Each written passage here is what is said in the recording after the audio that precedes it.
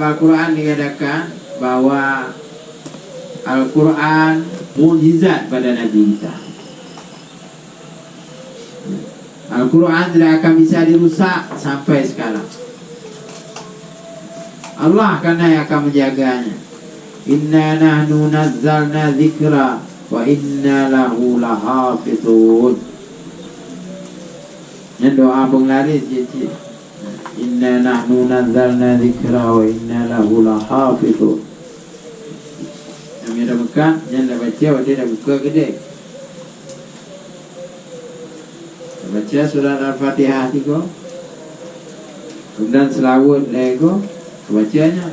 Yang laris gede orang bangku tu boleh lagi belum.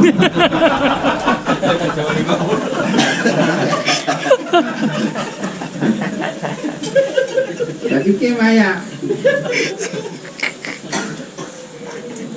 Yang memang kemudian ada udah medu ya.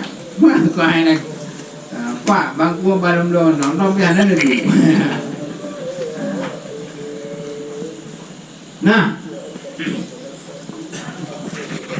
jadi nahnu nazzalna dzikra wa inna lahu lahafizun.